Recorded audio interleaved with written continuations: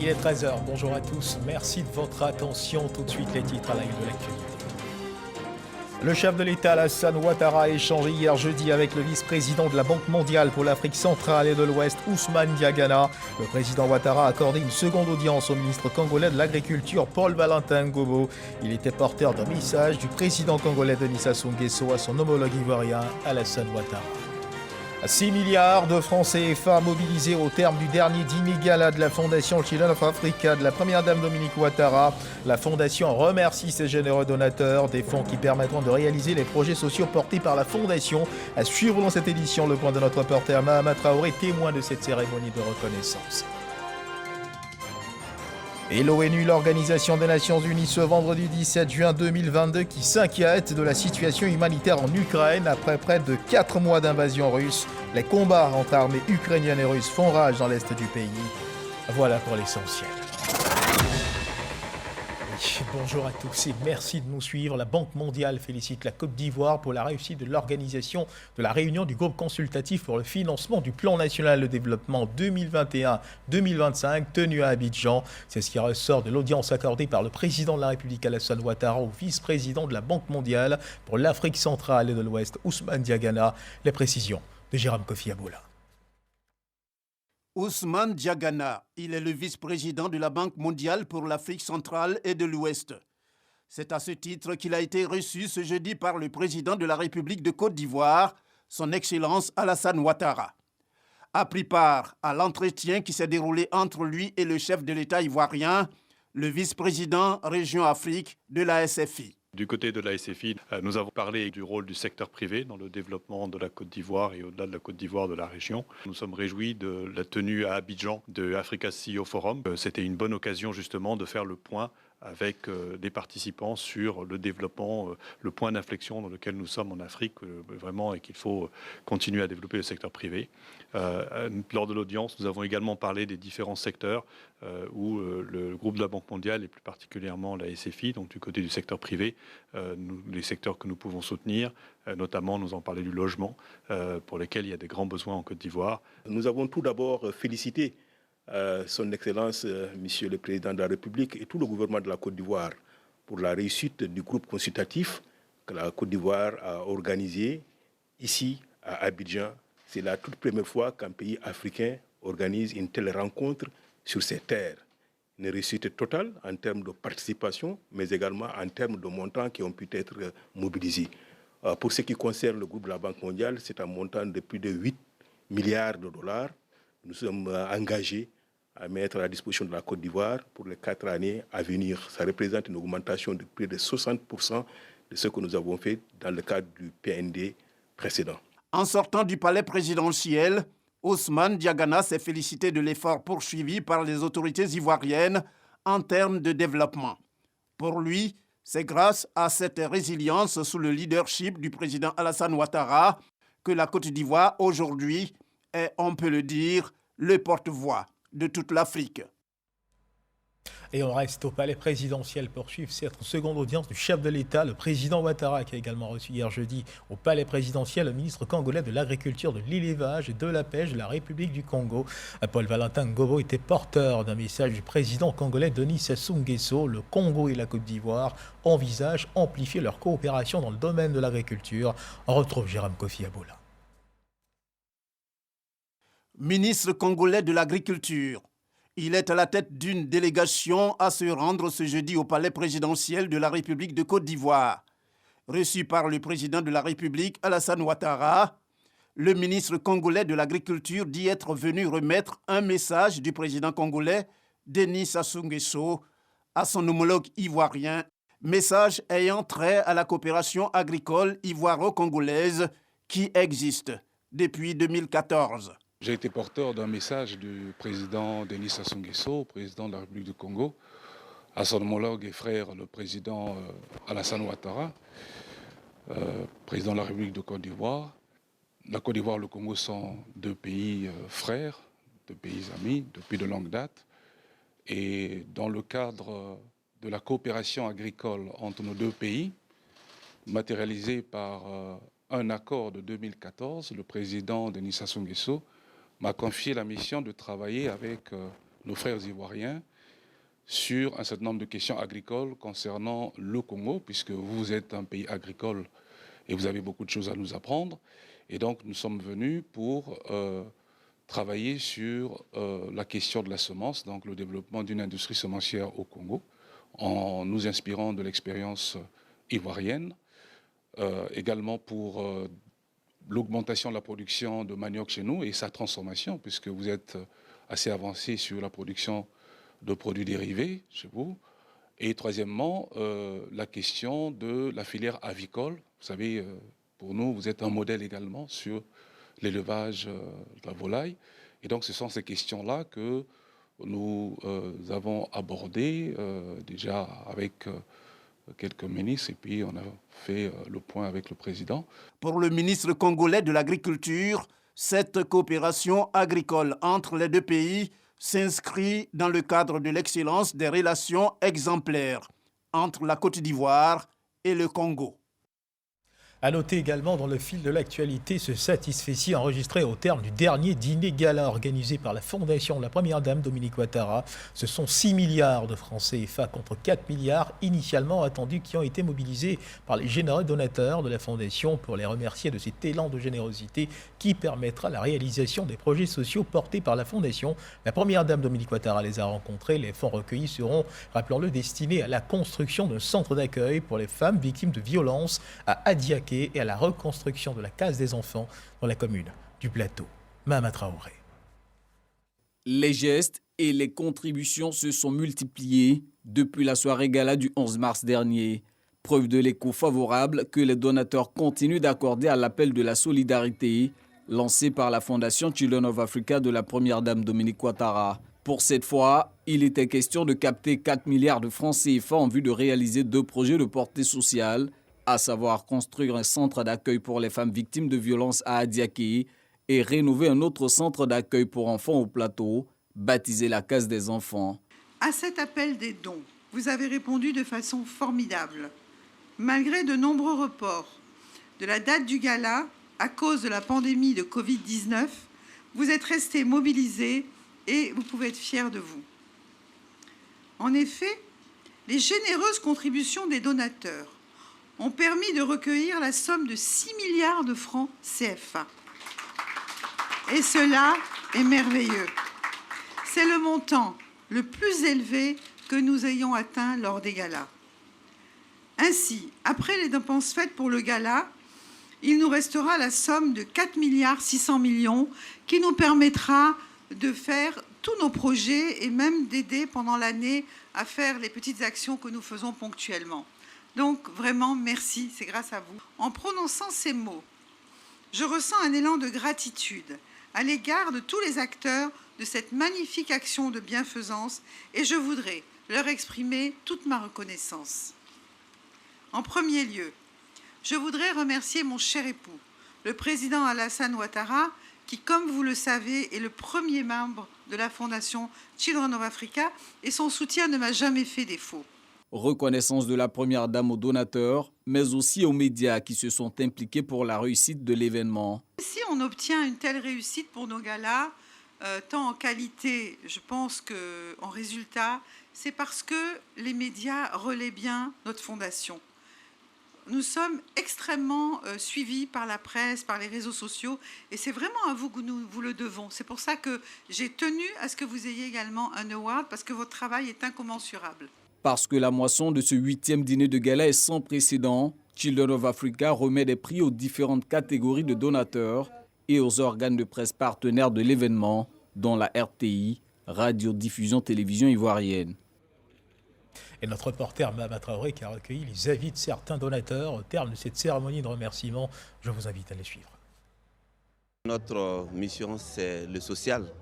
Et donc, la Première Dame qui, depuis de nombreuses années, contribue au développement du social, nous avons estimé que nous devons l'accompagner et régulièrement nous accompagnons et nous voyons les actions qu'elle mène. S'associer à cette action pour être aux côtés des populations qui en ont besoin, ça fait partie des missions de la RTI. Cette grande chaîne de services publics qui accompagne le pays et qui est très heureuse d'être aux côtés de la première dame, Madame Dominique Ouattara, une dame au grand cœur, qui chaque année organise ce gala pour soutenir les causes des personnes vulnérables, les femmes, les enfants. L'award que nous avons reçu là nous va au cœur et nous espérons que l'année prochaine, nous pourrons faire plus. La fondation Children for Africa est une fondation sœur, puisque la LONASI elle-même a sa fondation aussi, Fondation LONASI. Donc c'est un peu un partenariat aussi que nous commençons là avec la fondation Children for Africa et nous espérons que ce partenariat ira le plus loin possible. Je pense que l'ensemble des médias accompagne la première dame de Côte d'Ivoire, qui est la présidente de Children of Africa, qui fait un travail extraordinaire et plus de 6 milliards de francs CFA, c'est énorme. Je pense que pour nous, l'accompagnement est important, montrer aux Ivoiriens ce que la première dame fait. Et au chapitre économie de cette édition, la BOAD, la Banque ouest-africaine de développement, a tenu la 131e réunion de son conseil d'administration, occasion pour l'institution financière commune aux États membres de l'UMOA de faire le bilan des actions réalisées, notamment les engagements de financement des États et du secteur privé. Avant la tenue de cette réunion, le montant des engagements s'élevait à un peu plus de 162 milliards de francs CFA. C'est ce que nous dit Jean-Louis Congo.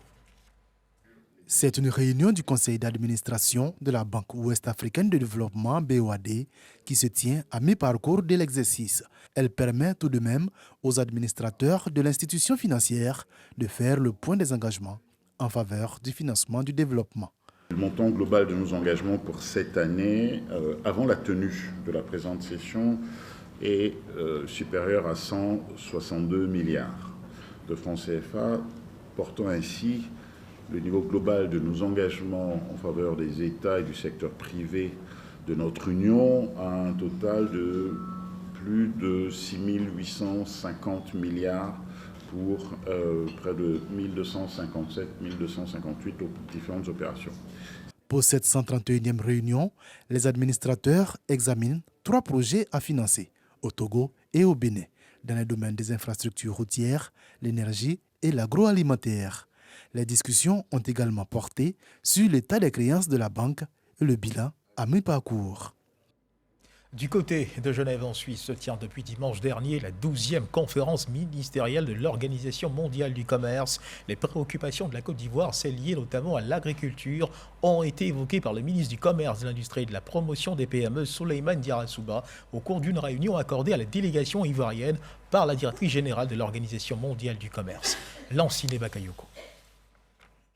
À cette 12e conférence ministérielle de l'Organisation mondiale du commerce, plusieurs sujets brûlants, en priorité le dossier de la pêche, avec la surexploitation des stocks de poissons et la question des subventions qui menacent la durabilité de la pêche. Souleymane Diarra-Souba, qui conduit la délégation ivoirienne à Genève, a expliqué à la directrice générale de l'OMC, Ngozi Konjo-Iweala, l'engagement de la Côte d'Ivoire à faire avancer les négociations, principalement en ce qui concerne les sujets comme l'agriculture, les mesures sanitaires liées à la pandémie et la question des produits phytosanitaires. Il y a des discussions au niveau de l'OMC, notamment tout ce qui concerne l'application de normes sur les produits phytosanitaires. Il y a également des préoccupations portant en fait sur le coton. Donc il était important également de partager avec Madame la directrice générale nos préoccupations et lui indiquer que nous comptons en tout cas sur son plaidoyer. Les pays du groupe de l'initiative sectorielle sur le coton ont eu une séance de coordination des positions. Cette rencontre a permis d'adopter une déclaration ministérielle commune sur le coton. Nous avons beaucoup insisté lors de notre rencontre sur la mise en place en fait, de chaînes de valeur pour que nos cotonculteurs en fait, puissent avoir des revenus décents. Tous ces pays en fait, producteurs de coton exportent la matière brute en fait, dans les autres pays et moins de 5 à 5% à 6% de valeur reste en fait dans nos pays par rapport à la rémunération aussi bien des producteurs que de l'État. D'autres sujets sont également examinés. Il y a les droits de propriété intellectuelle sur les vaccins, les médicaments, les équipements liés à la pandémie, ainsi que l'accès des pays pauvres aux produits. Sur la table aussi, les négociations sur la réforme de l'OMC, notamment les droits de douane en lien avec le commerce électronique ou encore les subventions agricoles. La journée mondiale de lutte contre la désertification est célébrée ce vendredi 17 juin autour du thème suivant « Tous ensemble pour vaincre la sécheresse ». La célébration officielle de cette journée se tient à Bongouanou. À la faveur de cette journée, le ministre Jean-Luc Assy invite les populations à la préservation des terres. Propos recueillis pour vous par Grace Kando. La sécheresse est l'une des catastrophes naturelles les plus destructrices en termes de pertes en vie humaine. Ses conséquences sont entre autres les mauvaises récoltes à grande échelle et les incendies de forêt. Les sécheresses sont de plus en plus fréquentes et sévères, avec une augmentation de 29% depuis 2000 et 55 millions de personnes touchées chaque année selon les experts des Nations Unies. D'ici 2050, selon ces experts, les sécheresses pourraient toucher les 3/4 de la population mondiale. Il s'agit donc d'un problème mondial auquel il faut urgemment et vigoureusement faire face. La sécheresse est un phénomène naturel apparaissant dans toutes les régions du monde. Cette année, le thème retenu est « Tous ensemble pour vaincre la sécheresse ». Le thème est une sonnette d'alarme que tire la Convention, car la sécheresse provoque inévitablement la désertification, le changement climatique et les conséquences néfastes qui en découlent. La problématique de la désertification est de nos jours une préoccupation majeure dans le monde entier. En effet, malgré les efforts consentis par la Convention des Nations Unies sur la lutte contre la désertification et les gouvernements en vue d'enrayer ce fléau, la situation ne fait que s'empirer sur toute la planète. Pour une gestion durable des terres, le ministre de l'Environnement et du Développement durable, Jean-Luc Assy, invite chacun à son niveau à jouer son rôle dans les prises de décision ou sur le terrain. À suivre à présent l'évolution de la Covid-19 en Côte d'Ivoire. Le ministère de la Santé. Le ministère de la Santé, de l'Hygiène publique, de la couverture maladie universelle enregistré hier jeudi 16 juin 2022 34 nouveaux cas de Covid-19 sur 1004 échantillons prélevés, soit 3,4% de cas positifs, 39 guéris, 0 décès. À la date du 16 juin 2022, la Côte d'Ivoire, notre pays, compte donc 82 614 cas confirmés, dont 81 696 personnes guéries, 800 décès et 118 cas actifs. Le nombre total d'échantillons est de 1 535 974. Le 15 juin 2022, 30 264 doses de vaccins ont été administrées, soit un total de 14 610 458 doses. Du 1er mars 2021 au 15 juin 2022, le ministre de la Santé, de l'Hygiène publique et de la couverture maladie universelle invite toutes les personnes âgées de plus de 12 ans à se faire vacciner dans les centres de vaccination. La vaccination contre la Covid-19, rappelons-le, reste gratuite et volontaire. À Yamoussoukro, la capitale politique, sous l'impulsion du projet SWID, les guides religieux musulmans sont formés en vue d'accroître leur contribution aux questions liées à l'épanouissement des femmes, des sujets relatifs aux questions du genre, de violences basées sur le genre, de planification familiale et bien d'autres. Un atelier de restitution de formation ouvert par la ministre de la Solidarité et de la lutte contre la pauvreté, Belmondo Dogo. Kader Sogodoko.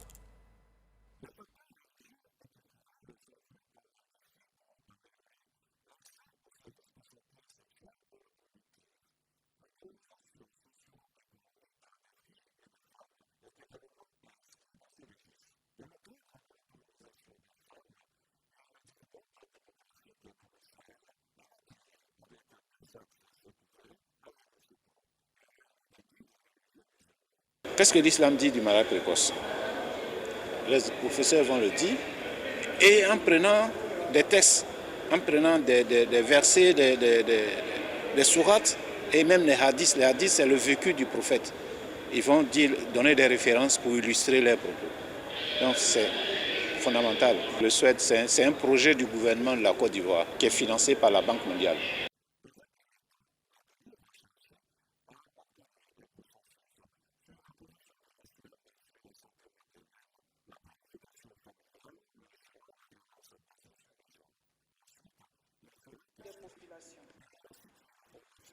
En effet, cette formation des leaders musulmans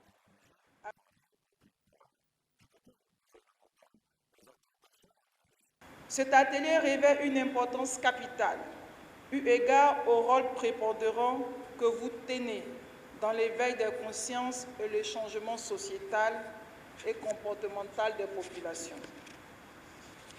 En effet, cette formation des leaders musulmans à l'université El-Azhar en Égypte sur des thématiques qui touchent plus globalement à la santé sexuelle de la fille et à son autonomisation, en rapport avec les préceptes religieux, constitue une chance pour la réussite du projet SWED. Car ce projet repose sur la construction des normes sociales favorables à l'adoption de comportements visant à améliorer la santé des femmes, des filles et à leur donner la possibilité de saisir toutes les opportunités afin de contribuer à leur propre développement et à celui de leurs familles, de leurs communautés et de notre pays, la Côte d'Ivoire.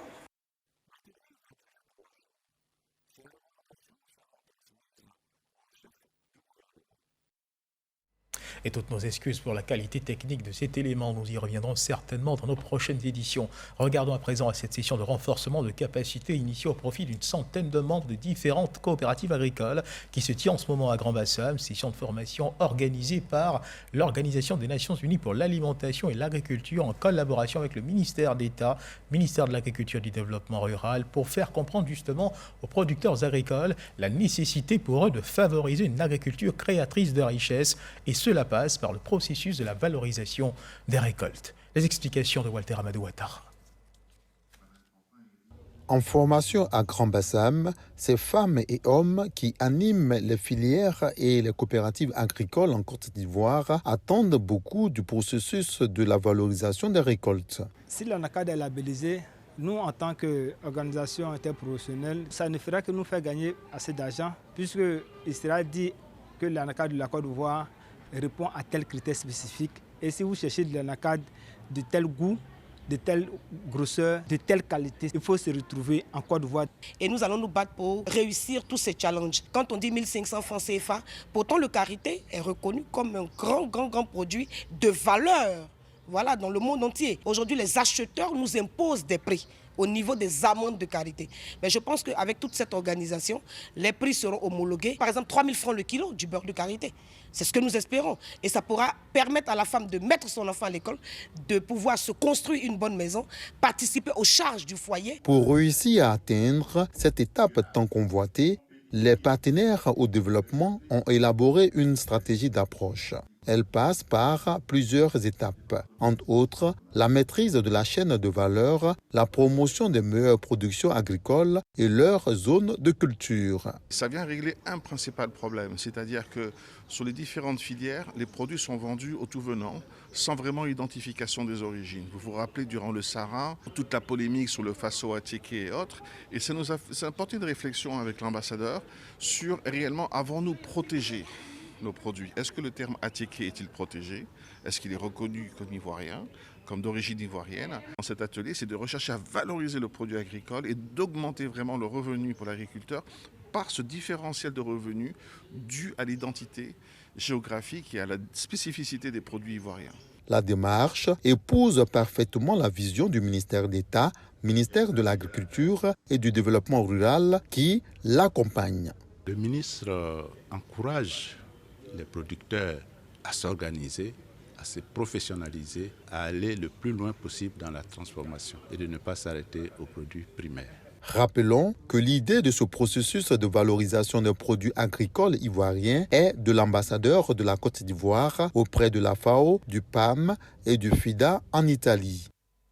Après son élection le 7 juin dernier, le nouveau président de l'Assemblée nationale, Adama Bictogo, a engagé plusieurs séances de travail avec les institutions de la République. Il s'agit pour lui d'établir une plateforme de collaboration dynamique dans une chambre basse du Parlement plus efficace et au service des populations. Quels sont les enjeux de ces différentes rencontres et les attentes des populations vis-à-vis de l'hémicycle? Élément de réponse dans ce reportage d'Alexis Ouattara. Ce mercredi, au plateau, le nouveau patron de l'Assemblée nationale est accueilli par l'inspecteur général d'État, Théophile Awandoli. Nous avons été très honorés que cette visite fait par le président de l'Assemblée nationale et toute la délégation qui l'accompagne. Nous avons été heureux de son élection. Il le mérite bien fortement. Tout le monde connaît M. Adama Bitogo, un passionné. Il est passionné en tout, passionné pour le travail, mais il a passion pour la Côte d'Ivoire. Une visite inscrite dans la vision du président de la Chambre basse du Parlement de renforcer la qualité de contrôle de l'action publique. L'inspecteur général d'État, à la demande donc du président ou à sa propre initiative, donc s'assure de la bonne gestion donc des moyens, des ressources que le budget met à la disposition des différents services de l'État, des ministères, des directions générales et des institutions. Un des premiers responsables de la mise à disposition de ce budget, c'est bien l'Assemblée nationale. C'est nous qui votons le budget. Il y a donc une relation d'interdépendance entre ces différentes institutions qui traduisent le bon fonctionnement des institutions, qui traduisent donc la force d'un État. Quelques jours avant, c'est avec la Cour des comptes que le président de l'Assemblée nationale prenait langue. Élu le 7 juin dernier, les actions du président de l'hémicycle sont scrutées de très près par les populations qui en attendent beaucoup. On attend encore beaucoup de lui, qu'il fasse de sorte qu'il y ait encore l'amélioration au niveau de nos conditions de vie à l'université. Ce que j'attends du nouveau président de l'Assemblée nationale, bon, s'ils vont voter les lois, ils n'ont qu'à voter pour l'augmentation du salaire d'abord. Comme il est le président de l'Assemblée nationale, il n'a qu'à faire que prostitution, là. Voilà. Les drogues, tout ça là, on ne veut plus entendre parler de ça en Côte d'Ivoire parce que ça fait honte. Notre pays n'a pas besoin de ça. S'il est là, moi je veux qu'il augmente le SMIC. Le SMIC, voilà. Actuellement, le SMIC, c'est à 63 000 et quelques. Bon, il faudrait que ça passe à 100 000 francs parce qu'on ne peut pas louer une maison, tout est cher. Bon. Donc s'il essaie de voir un peu, se pencher un peu sur le secteur privé, voilà, ça va nous arranger un peu. Et ce nouveau mandat s'engage sur 8 axes prioritaires, entre autres le renforcement de la gouvernance managériale et financière de l'Assemblée nationale, sa modernisation, la promotion en son sein de la notion du genre et autres redynamismes de la diplomatie parlementaire. Devant chaque situation qui impacte la vie des Ivoiriens, il sera tout à fait normal que l'Assemblée, conformément à sa mission, puisse donc diligenter des missions parlementaires à l'effet d'éclairer les populations ou alors à l'effet d'accompagner l'exécutif dans sa volonté affichée de toujours rechercher la vérité sur chaque situation. Autre axe important, celui de se rapprocher des populations. Adama Bitogo veut renforcer les relations entre les élus et leur population. La mission d'une assemblée, c'est d'une part, pouvoir donc être le porte-voix des populations. Telle est notre première mission. D'autre part, pouvoir aussi être le relais de l'exécutif à travers ses réalisations pour faire mieux comprendre les réalisations ou les prises de position de l'exécutif. Donc, il y a une conjugaison d'actions exécutives et législatives qui, au bout, doivent converger pour profiter aux populations. Autre disposition, l'institution du principe de redevabilité à l'égard des populations, à travers notamment des séances d'information parlementaire dans les différentes localités du pays. Après le drame survenu le 1er juin dernier à Grand-Bassam, Sa Majesté Aoulaye Tano Amon, roi d'Enzema, à Kotoko de Côte d'Ivoire et président de la Chambre des rois et chef traditionnel, a organisé une rencontre d'échange au Palais Royal, une rencontre avec les forces vives du royaume pour apaiser les esprits suite à la disparition du notable Wadja Kodjodeni dans une opération de déguerpissement. Nous y reviendrons dans nos prochaines éditions. Et puis dans l'actualité internationale, la situation humanitaire en Ukraine, après près de 4 mois d'invasion russe, est extrêmement alarmante. S'est inquiété ce vendredi donc l'ONU, l'Organisation des Nations Unies, alors que les combats entre armées ukrainiennes et russes font rage dans l'est du pays. Voilà qui marque donc la fin de cette édition. Merci de nous avoir suivis. Agréable début d'après-midi. Dieu garde la Côte d'Ivoire.